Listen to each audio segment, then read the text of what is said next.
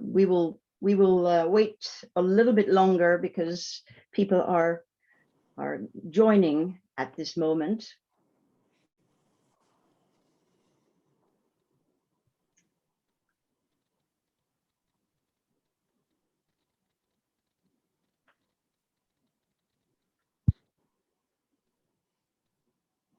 All right.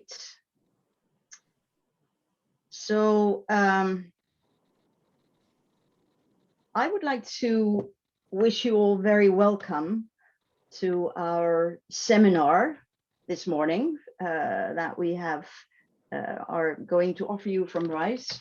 The title, as you all know, is 3D formed fiber packaging, a race against plastic, which is kind of an interesting title, and I'm looking forward very much to listening to the two presentations we have here today. Just some administrative points I wanted to say. Helena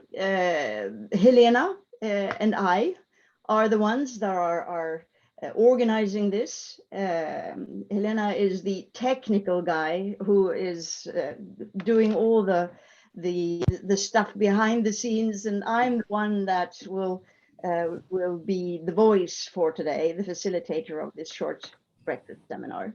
It works like this for the ones of you who have not participated before, that we want you all to mute and to not have your video camera on to make the function a little bit better. So the only ones that will have the video on is actually the ones presenting. And then we will take one presentation at the time and have no questions during the presentations, other than that you can actually pose your questions in the chat. But we will gather them together and go to the questions after the last presentation. So we will take that at the end of the seminar. And then I hope that as many as possible can stay to the bitter end. We will end at 10 o'clock sharp. But at the very end, we will have a little bit of a questionnaire where you can use your smartphones on giving your views on Mentimeter. And we appreciate very much, Helena and I, if we can get your views on what you thought about today. So with that, I'd like to introduce to you the first speaker. That is Mikael Magnusson, who is a colleague of mine. He's a senior research associate here at RISE, and he's been working for RISE for quite some time. He is a material and process developer, very much technical guy, knows a lot about micromechanics and producing processes and so forth. And he is also the technical leader within 3D forming projects here at RISE. So please, Mikael, we'd like to hear Back to the Future. What do you have to say? The floor is yours. Thank you very much, Pia. Can I get a thumbs up that you can see my screen? Yes. Excellent. So good morning, everybody.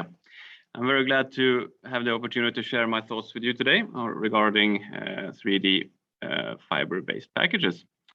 And as always, there is a lot I want to say and very little time to say it. So, and I'll probably forget half of it anyway. So let's just dive in, starting with some of the trends that we can see in packaging, which I think will be interesting to talk about.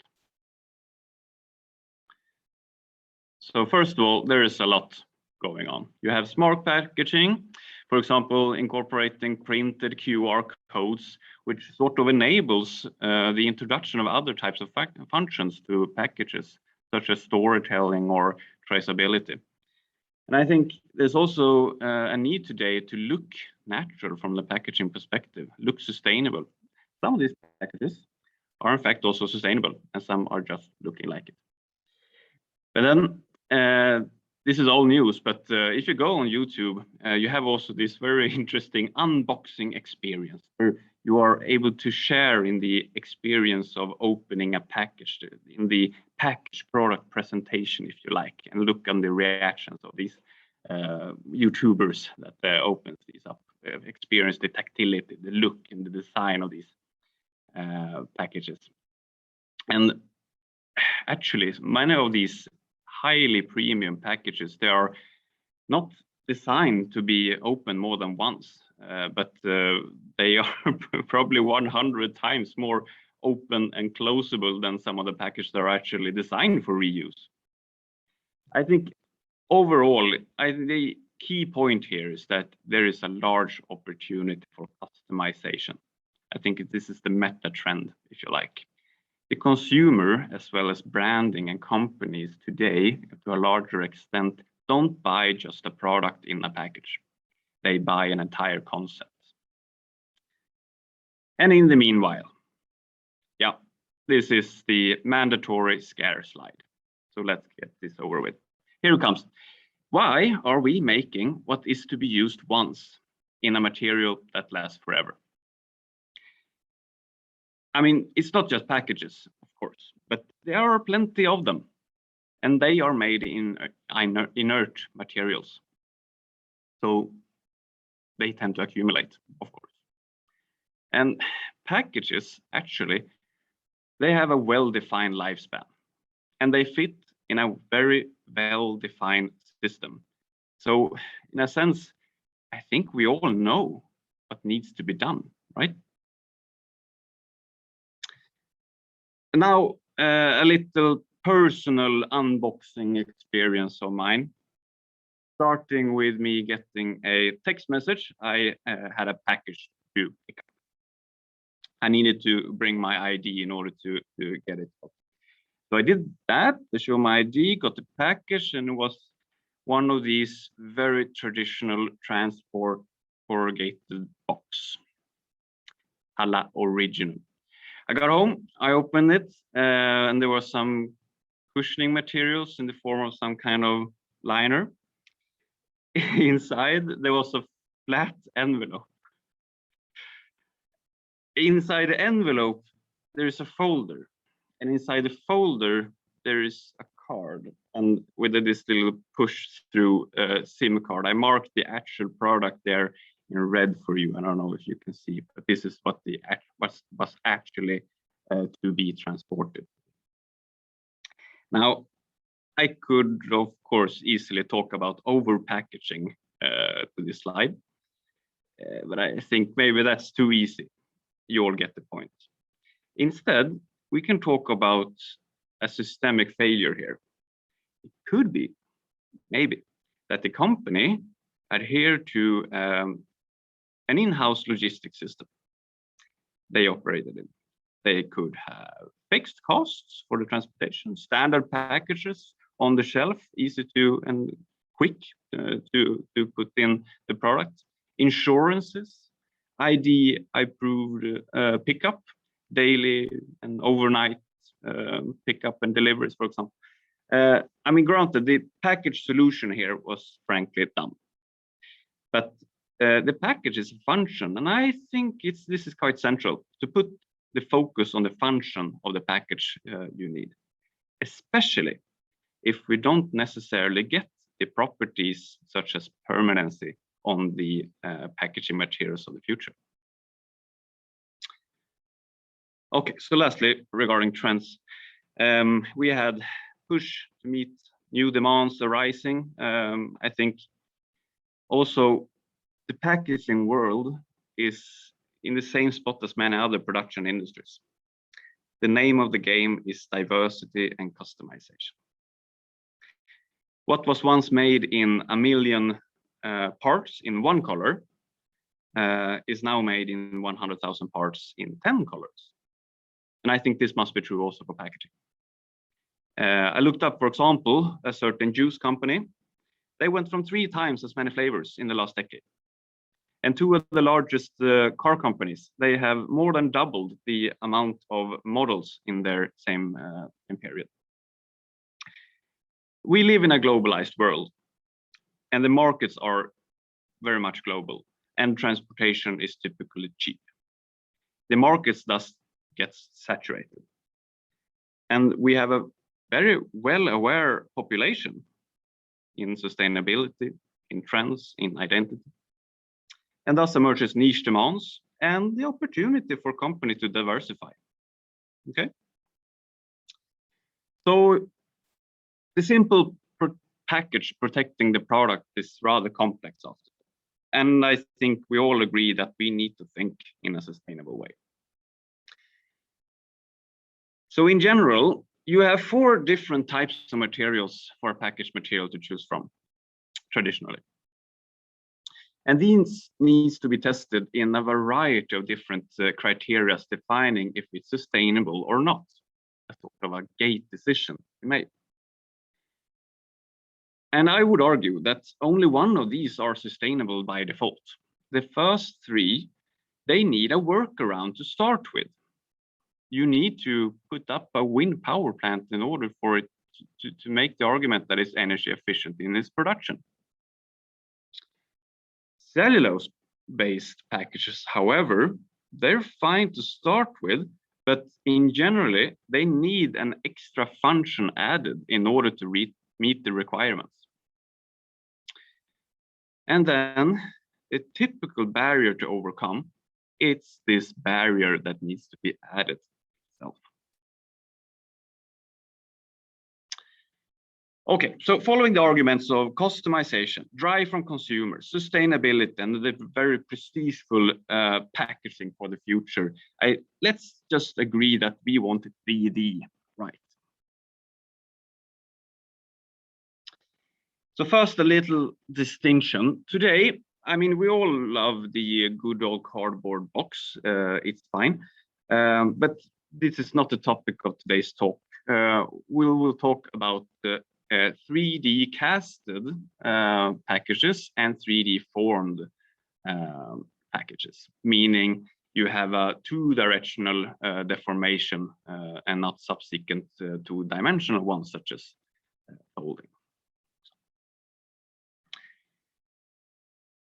So in the tech area, there are 2 major categories. You have the molded or casted fiber-based packages, and you have the 3D form when you go from 2 dimensions to 3 dimensions. And as you can see, neither of these are particularly new. I mean, we all seen the egg carton, right? And the paper plates for dinnerware.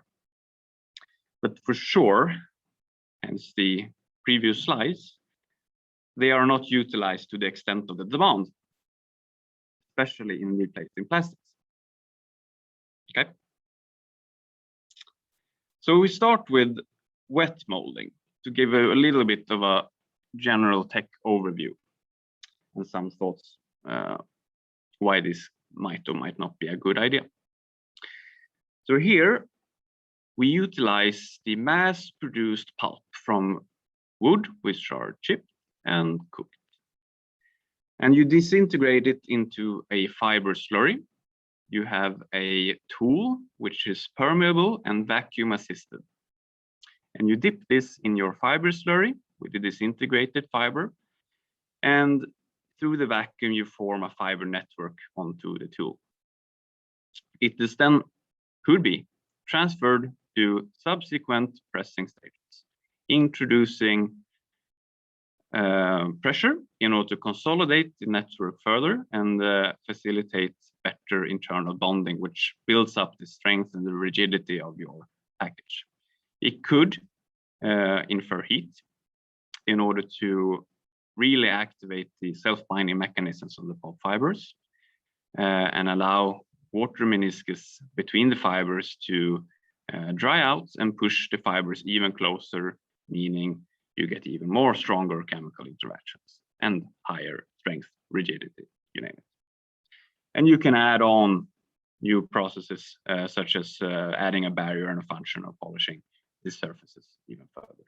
So we generally talk about 4 different categories in wet molding, type 1 to type 4, where you are adding complexity as you go along. The thick wall or the heavy wall is simply vacuum assisted consolidation from the slurry and put in heat for drying. If you add a pressing stage, you have a thin wall or transfer molding, because it requires a transfer from the tool to the pressing stage.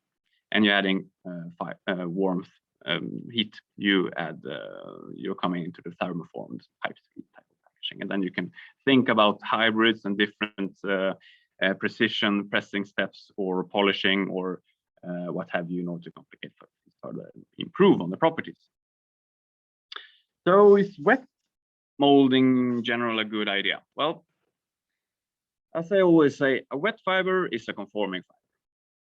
This is not what I always say, but this is in particular true for this, because it's very difficult to push two rough surfaces close together, and you need to be close together in order to activate strong and more chemical interactions when you are building up your originally wet slurry into a tray, for example, which should be dry.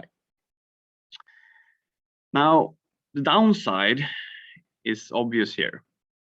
There is very little more energy and time consuming than removing moisture. So, which brings us to the dry part. What if we do this dry instead? Well, it becomes slightly more complicated. You can utilize a mass-produced pulp, but it needs to be dry, but that can be done also in a mass production. And then you need to disintegrate these fibers in order to remove knots, and you have still existing strong bonds here. So you need to add a hammer mill, for example, in order to disintegrate the fibers and separate chives, etc. Okay, and then you have an air lay process instead, where you stochastically put your fibers onto a fiber mat. This is very, very weak. So you typically add a second step where you are compacting also the material to get a little bit more structural rigidity in order to transfer it to the pressing stage. And here you add more pressure and more heat in order to get the close contacts needed in order to build up the material. Okay, so is dry molding a good idea? Yeah, as I hinted before, I mean, it's all about the distance, to build up strength and properties of fiber materials. So we are substituting water to high pressures and temperature in order to solve the energy hassle of the drying. The process do become more complicated, and the air-laid mat is very weak.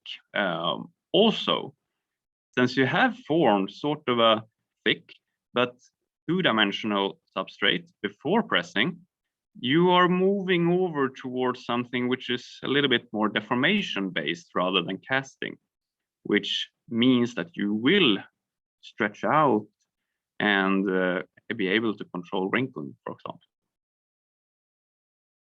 Okay, so this brings us to, in my mind, even more complicated but interesting idea, to form instead the 3D shape out of a two-dimensional shape. So is this a good idea? Well, you have a base material which is produced now in the quick, large, fast, and cheap infrastructure of the paper making companies. So that's highly efficient. You have also an ease of transportation of custom and hopefully readily to be converted paper type of grade, which can be transported. The 3D forming, however, becomes much more complicated. And this is for sure deformation based, which per default means that you are degrading the properties of the material through the accumulation of damage. And then, of course, comes the limiting factor, the stretch of the material, which are to be deformed. And typically, normal paper has a stretch of about below 4%. There are ways, however, in order to increase the stretchability of paper materials. There are chemical means, and there are especially interesting mechanical means through microcrepping or compaction processes, which are highlighted in the graph here. Some of these, which are highly suitable for 3D packaging, are the ones where the flat surface is maintained, the microcrepping technologies. which I think the next speaker will talk a little bit more on their endeavors at BillerudKorsnäs. So coming to the converting part of these two-dimensional substrates to be converted into 3D, you have three major tech areas. You have deep drawing, involving a quite complex blank holder control. That is the pressure controlling the substrate in the rim, and then a punch that pushes the substrate through the forming cavity in a push-through type of operation. The advantages of the deep drawing technique is that you have large degrees of freedom. You can get very steep and vertical walls. You have great variation of shape. It's innovative and quite good understood in terms of research. However, though innovative, it's not introduced in an industrial application to a large extent, to my knowledge. And it boils down in practice to a little bit of a wrinkling control, because these cannot really be avoided in any meaningful, practical way. So it does requires a very complex and high tolerance in the tool design and the manufacturing. The next way to do this converting operation is hydroforming, building on knowledge from steel industry, for example. You will again have a blank holder control, which is quite complex, but you apply instead some kind of isostatic pressure to form the substrate into a forming cavity. This could be a pressurized membrane, for example. It has a potential, the technique. There is less research compared to the next press forming operation I will talk about, but it does have some interesting properties, and it's a smart way to distribute pressure. However, it becomes a little bit more complicated in terms of the rubber or the paper friction and contact interaction. This needs to be controlled through lubrication or the pressure control, or how you apply the pressure. So again, a little bit complicated, has some promise. Press forming is another way to perform this operation. Here again, you have a blank holder pressure control, which is then used to hold the substrate and control how much of the substrate you allow to slide into the forming cavity, which is now based on tools which are more or less rigid, that makes up the three-dimensional shape in the forming cavity. This press forming as a technology is highly known, both in practice and in academic literature. It's for certain highly innovative use of stretchable materials, which I think Lars Sandberg will tell you more about. So it's a single step type of forming. It does reduce a little bit on the degree of forming compared, for example, deep forming, but on the other hand, you can get more complex shapes. Okay, so by that, I have a few concluding remarks. I think that there are many old possibilities that are very much highly relevant today. I think I make the argument that there is a need from the consumer side. There is a pull from the market, and there is also a push from both tech owners and the state in terms of regulations, for example. I think there is great potential in all of these technologies that exist today. However, I think there is a need for high impact on society in development of material and process, but more so than the others, the system. We need to rethink a little bit on what we can expect from the materials of the future if we're going to go sustainable. And by that, I would like to finish up with these words in green, and hope that's your take home from my talk today. What doesn't need to last forever shouldn't. So thank you very much for listening. Thank you very much, Mikael, for those wise words.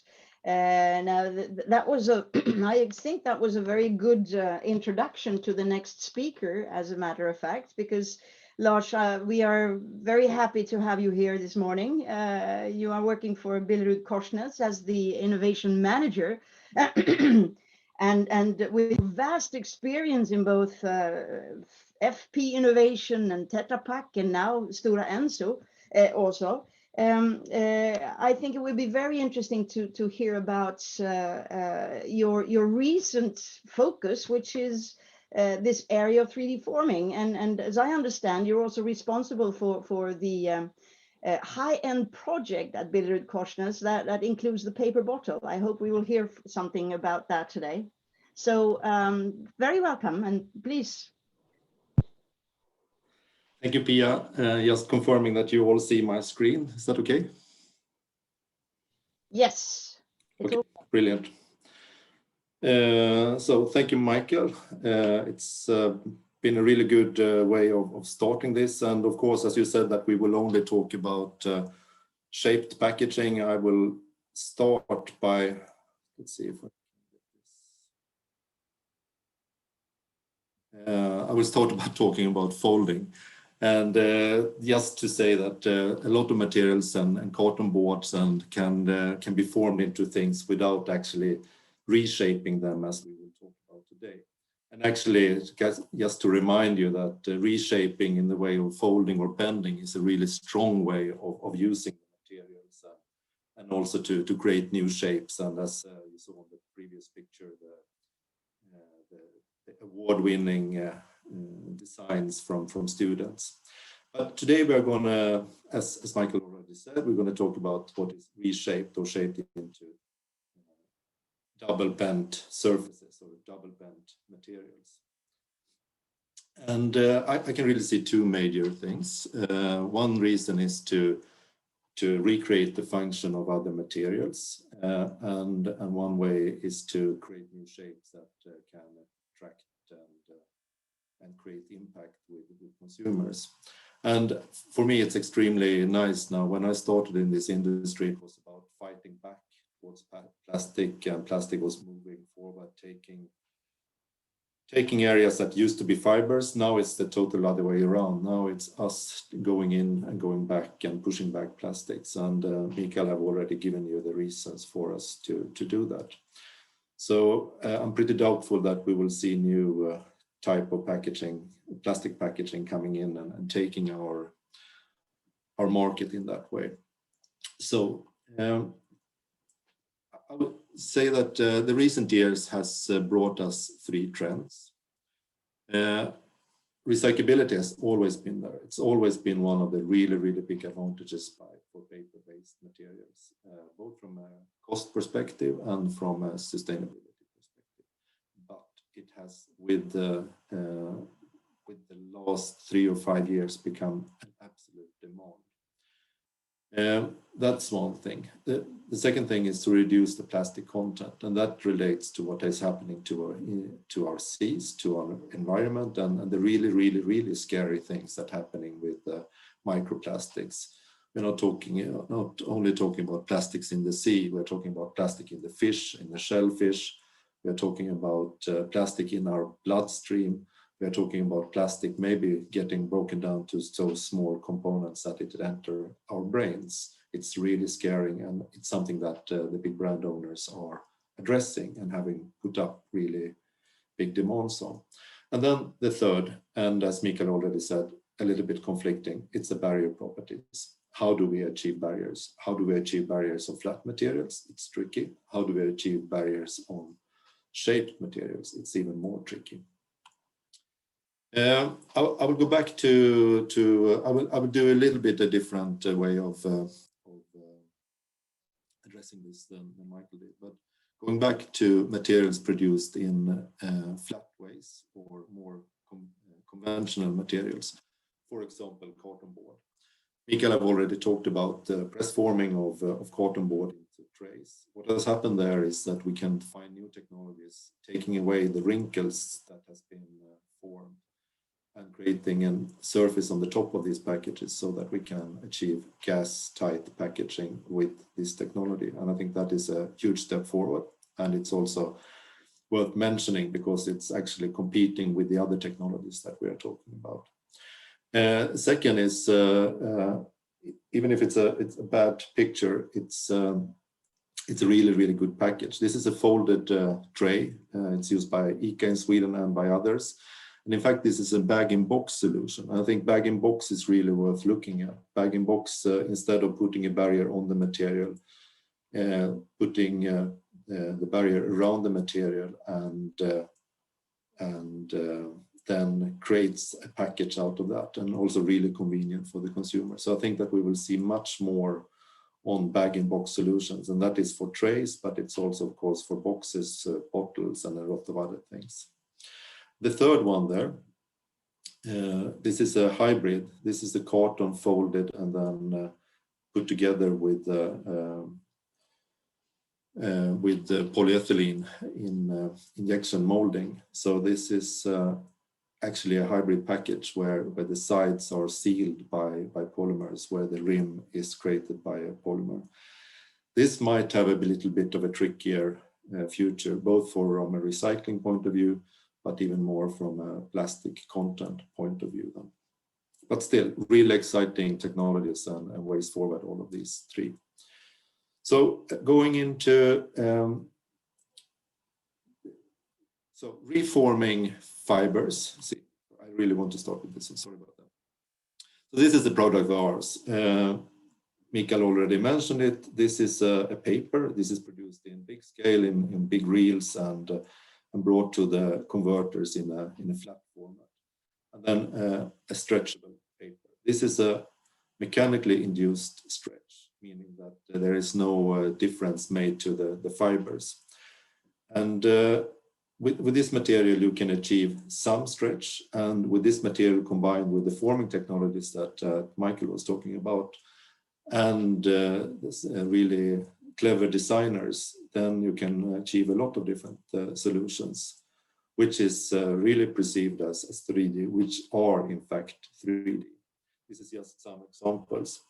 You will not reach the really deep forms, but you can do a lot of things. One advantage is that you can put the barrier on this package without, from the start, and have it there already when you are doing the shaping of the package. I just want to go back. Lars, Yes. I'm sorry for barging in, but it seems like we have a little bit of a problem with your microphone. I don't know whether you can pat it or something, or make it feel good. Just want you to be aware of that, okay? Okay, I don't know if I can do anything. Maybe it's just the room here, a small room. So I will try to be as clear as possible. Thank you very much. Good. So I talked about the mechanically induced stretch. There is a lot of technologies enabling stretch in other ways with fibers. So chemically modified fibers that can achieve more stretch. I think these technologies will have a more difficult future now. And the main reason for that is what we already talked about, recyclability. If you break down fibers, or if you're using technologies like using microfibrillated cellulose, or if you're using powders and different methods of fusing powders as sintering, this is all ways that you can achieve paper-based or wood-based packaging, but this is not creating recyclable packaging. So I think that is really a key thing, and I don't think that these technologies will have a great future, or the great future that we saw for them a couple of years ago. Mikael have already talked about wet forming. This is, I mean, it has a lot of advantages. It's a lot of installed capacity out there. It's a proven technology that has been improved during so many years. It's quick, and even if we need to dry the fibers once again, it's cost effective. So it's something that we will see. What we have seen the last couple of years is that this used to be a technology mostly for recycled fibers and for simpler solutions. Mikael have already shown the ways of improving the surface of this and the form of this. And what we now see is a much more virgin fibers, and we see it much more for food solutions.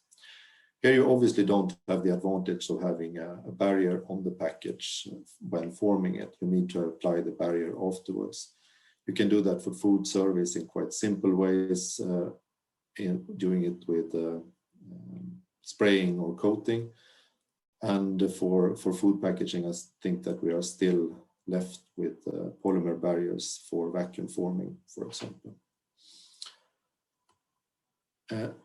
And Mikael already, or Pia already mentioned the paper bottle. Now we are talking really advanced wet molding.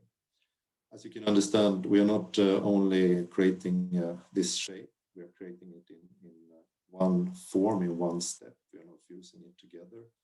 We are creating something with really good surfaces. We are creating something with strength properties that is needed for a bottle. We are creating something where it has the barrier properties, and also now with our next generation possibility to have the total bottle out of fibers, including the neck and the threads. So this is a huge development. It has taken a long time. It's now entering market. It is being scaled up. It's fully bio-based. It's fully recyclable as paper.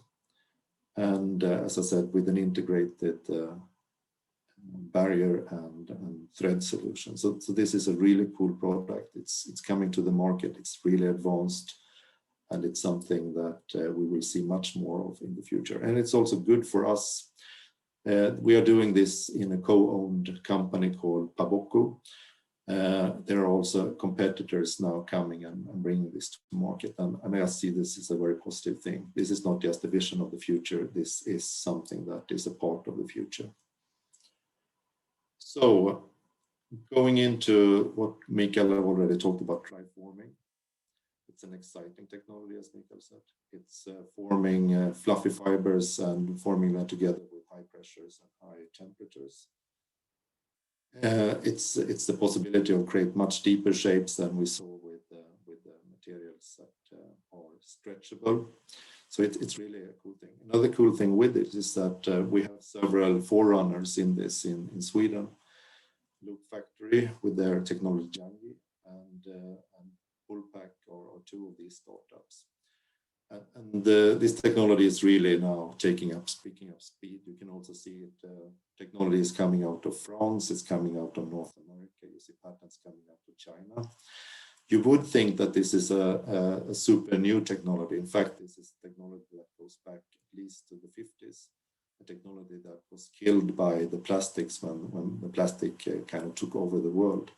So there is a lot of old patents, there is a lot of old parts to read about it, and it's a lot of possibilities to go forward in this technology.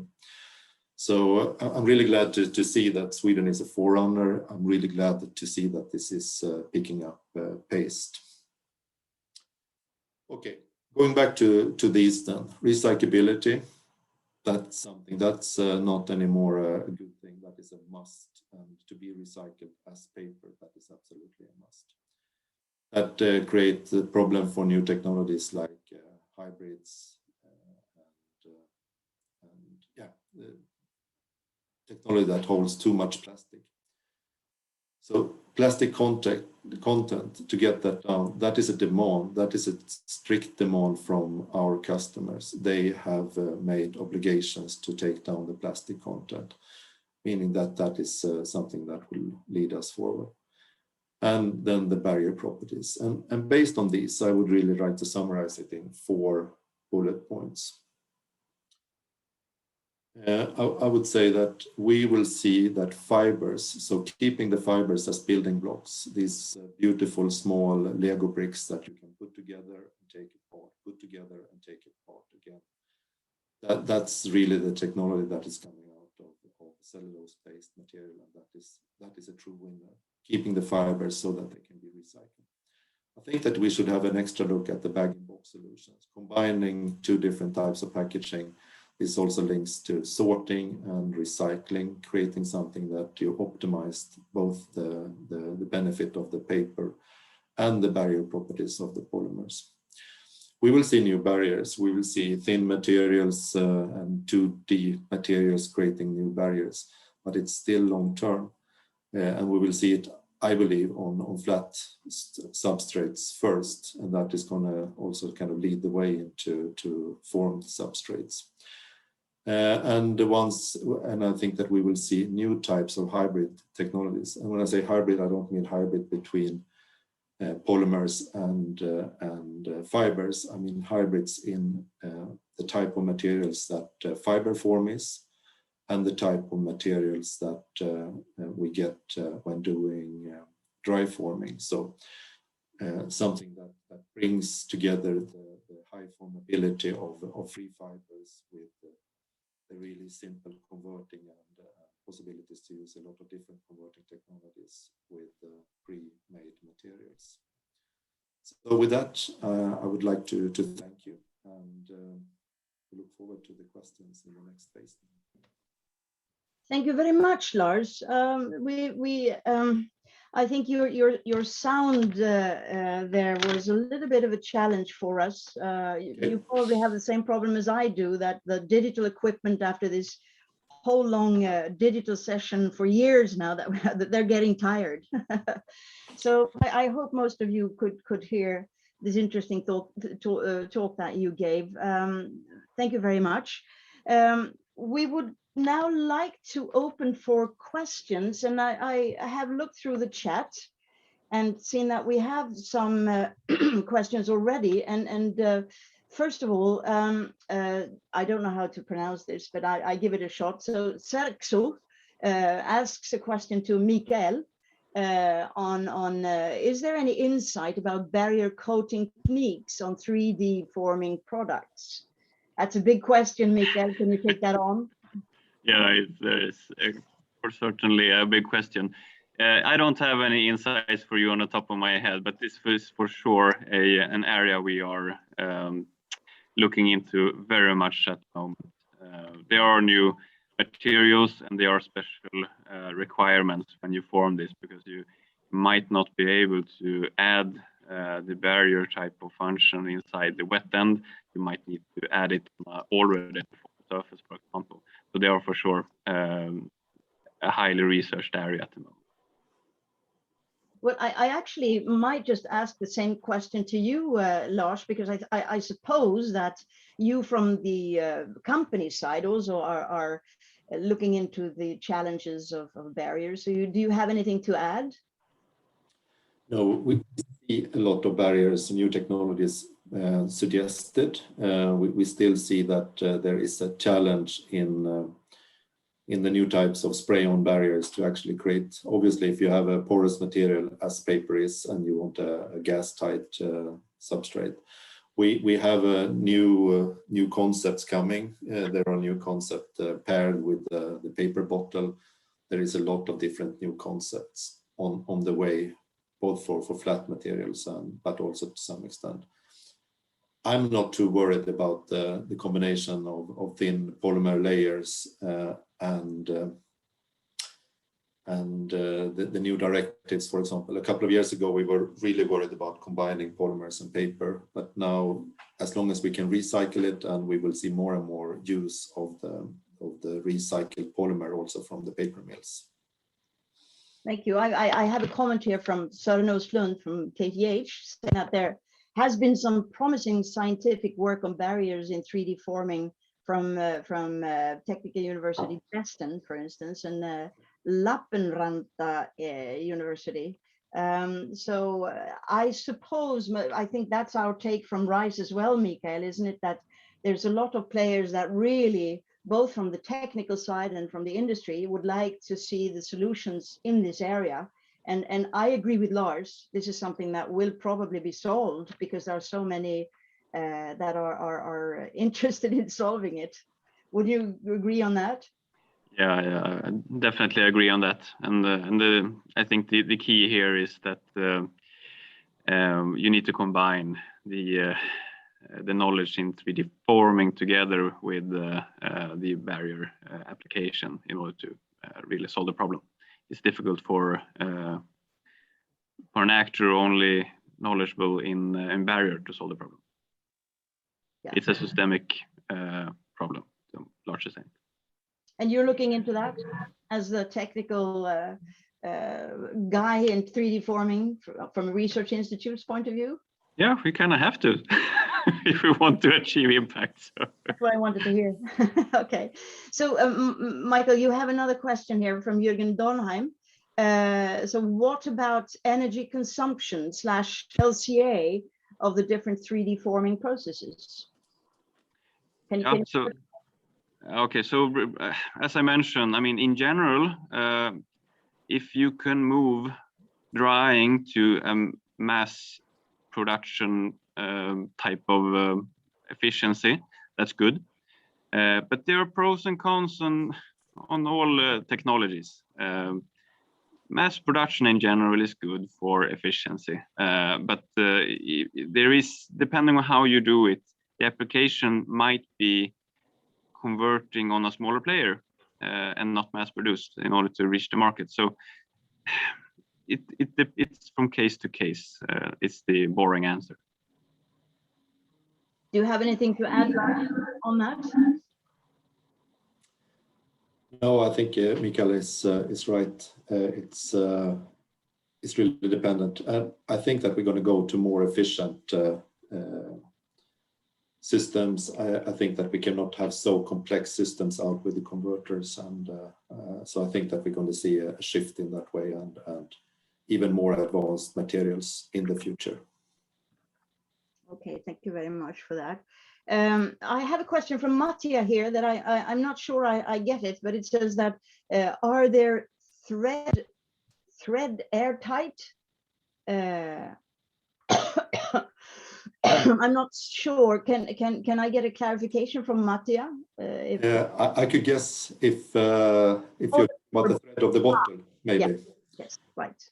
Yeah. So of course, it's if it's a bottle, it needs to hold whatever is in it. So the full bottle needs to be, having a barrier properties, and the barrier properties needs to be adopted to the material that is being packed. Okay. So the next question here is, what type of barrier do you have on the paper bottle? For what kind of applications can it be used? So we are not really talking about what kind of barriers we are using. We have had, I don't know if you saw that we talked about the next generation. I think this is a really important part. We have had first generations where we have put a liner on the inside. So the next generation now is having an integrated barrier. And we're also talking about having a totally bio-based solution. Okay. It says here also from Mattia again, I don't foresee airtight thread made of molded pulp, but thanks for the answer. Okay. You'll be surprised. Yeah, if many people go together in this, I suppose that the paper bottle company, as you talked about your competitors being in on this as well, and quite a lot of interest. So it's an interesting concept, I think, to work together in this way for commercial applications at an early stage. So it is. It is. Good. All right. So I have another question for Mikael from me, actually, and that is, you were talking about all these different methods. Now, I'm kind of interested in knowing what would be the focus from RISE as a research institute. Are you focusing on all these areas, or what do you think the research institute in this way can contribute with? Yeah, that's a good question. Well, we need to be independent, and we're neutral on the technologies. We need to act where we can make an impact. So we are at the moment building up capabilities on all technologies, basically, to some extent on each of them, in order to study, in order to make the industrial research relevant. Will you be able to make any demonstrations in the different technologies? We will soon. Soon. good. It's good. Because that's I think, Lars, the nice thing about your paper bottle. It's really caught a large interest. You need demonstrators to be able to show what's possible. Okay. I have another question for Lars. You were talking about, you were also talking about the different technologies, and you do in your company have experience from several different forming technologies. Now, where do you see the brightest future? Now, I know you're into the paper bottle, but I mean, if you compare the press forming and the wet forming and the dry forming for the future, what do you see as the most interesting concept there? No, I think what we saw from this talk and also what Mikael said, it's many technologies. I see really two things. As you said, the paper bottle is really, really exciting, being able to do totally new shapes and really go advanced into what is plastic and glass, one-way glass today. So that is absolutely one. And then I think that the forming of what is from the beginning flat materials, achieving shapes and achieving gas tight solutions, that is really a way forward. So one should not only think about how to modify the papers and the fibers, but also the large development that is happening in the forming technology itself. Can you foresee more collaborations between competitors as for the paper bottle? I think that competitors will drive each other forward. So we will see a lot of steps coming. We will see avenues that our people will walk down that will be dead after a while. And we will see avenues that will really create big new things. And I think that these combinations of big scale production of material, and if you've been to a paper mill, you know that it's a huge machine, 300 meters long, producing 8 meter wide at 1,000 meters per minute. It's really, really efficient when it comes to the investment, when it comes to the personnel and so on. So I think that combining that with the really efficient forming methods is really the way forward. That's great. We have another question here from Emilia Venske. And she's asking which area of 3D packaging technologies is largest / most active. And I think that goes for the both of you. Mikael, would you like to start? Sure. Well, at least in terms of activity, I haven't done the Scopus or Thomson search recently, but I would assume that there are more emerging solutions in dry forming. While wet forming has been utilized since the 30s, 40s in some extent all the time. And then of course compaction technologies of paper going from 2D to 3D has seen a lot of advances the last 30 years, I would say. So my guess would be, in terms of emerging technologies, would be dry forming and press forming. Would you agree on that, Lars? Yeah, I think so. And if you talk about existing volumes, there's a huge amount of volumes installed on the wet forming side. There's a lack in Europe, so there is room for growth for new technologies there. But it's, as always, very hard to come with a new technology where you need to install totally new capacity to fight existing technology. So wet forming is going to have a really strong position for a very long time, and you can do a lot of really interesting things in the wet forming. Great. We have a last question here.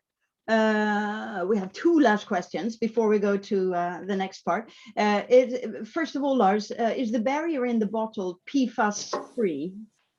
PFAS. Yeah, so I would assume that everybody assumes that they will be free from that. So, and I'm not commenting on what the barrier contains.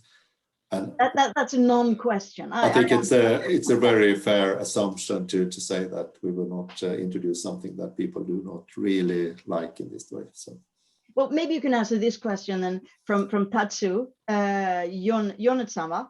And he's asking, has the paper bottle been commercialized yet? If not, when can I buy it in the store? Okay, so it's being brought forward. It's been out on the market in previous generations, and the next generation is now being scaled up and brought to market. So it depends a little bit on how you look at it. But previous generations has been out on the market, and I'm sure that you will find these soon also in volumes in the market. We're looking forward to that. Thank you so much, both Mikael and Lars, for being here. Before I lose all this international audience, which is kind of really interesting, that we get so many members or so many people attending this from different parts of the world. So we would, before we close today, like for you to bring out your smartphones and give us some views on today's seminar so that we can make it better for the next time. So you see if you go into menti.com, you see a code up there that you can get into the Mentimeter. And we just have a few questions. And the first question being, Elena, right, you already started. I like that. So this is not a competition. I want to stress that. This is just for us to have some kind of understanding on on the interest from the audience on what we are presenting here during the breakfast seminars. While you are voting on this, I can just mention that Helena Hallonen, that I talked about before, and myself, Pia Wagberg, we are both working for RISE, and we are trying to find interesting topics to display in this form. And we've been running now for about, is it 2 years, 2.5 years? And we appreciate so much the audience for these breakfast seminars. So shall we display that? You can still vote while we're changing question here. We're just a little bit curious about how you got the information so that we can see how we can expand this. And the last question, of course, is that we are always open for feedbacks and ideas for future topics. What would interest you?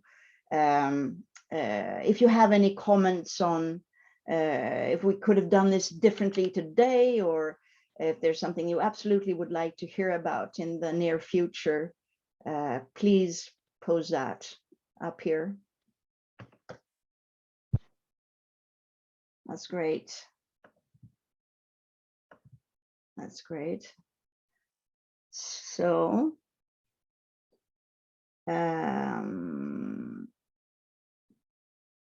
I think we'd like to thank you very much for your input by that, and finish off today by saying that we will have another seminar in about a month. Well, a little bit more than a month, I suppose, in December. And the focus on that seminar will be printing packages with inkjet. So what's new? Again, the concept holds that we will present something that we have done from RISE with some colleague of ours, and then we are inviting some external partner or company that we are working with for the second seminar. So very much welcome to that seminar, and thank you so much for attending today.